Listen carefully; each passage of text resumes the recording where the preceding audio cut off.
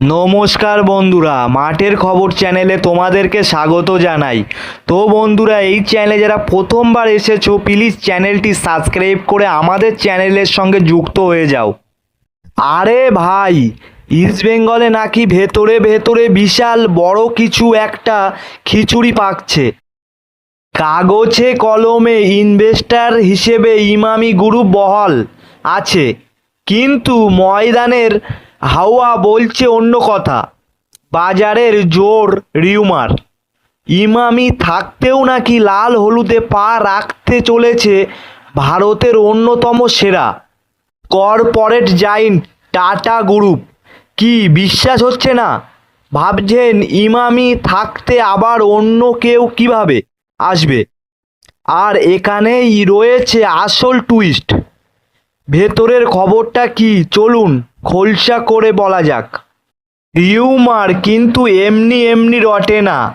ধোঁয়া যখন বেরিয়েছে তখন আগুন কোথাও না কোথাও লেগেছেই।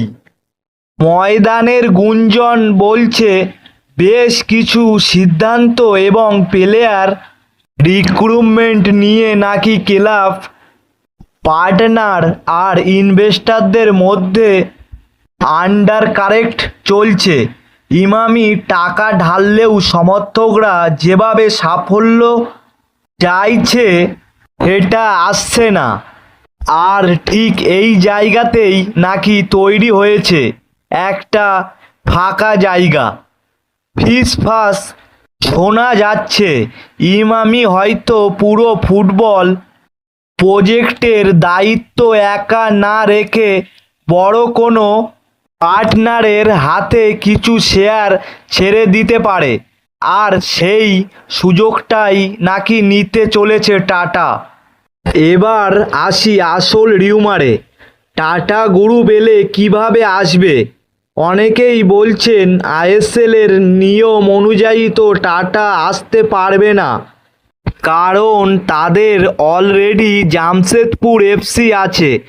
কিন্তু বস, রিউমারটা এখানেই খতম হচ্ছে না। রিউমার বলছে টাটা হয়তো সরাসরি ফ্র্যাঞ্চাইজি ওনার হয়ে আসবে না, তারা আসতে পারে মেগা স্পন্সর বা স্ট্র্যাটেজিক পার্টনার হিসেবে। অর্থাৎ ক্লাবের মূল বোর্ডে ইমামি আর ক্লাব কর্তারা থাকলেও ফুটবল ফিন্যান্সের একটা বড় অংশ নাকি কন্ট্রোল করতে পারে টাটা গ্রুপ। শোনা যাচ্ছে ইস্টবেঙ্গলের ব্র্যান্ড ভ্যালুকে ব্যবহার করে টাটা নাকি বাংলার ফুটবলের একটা বিশাল বড় সাম্রাজ্য তৈরি করতে চাইছে।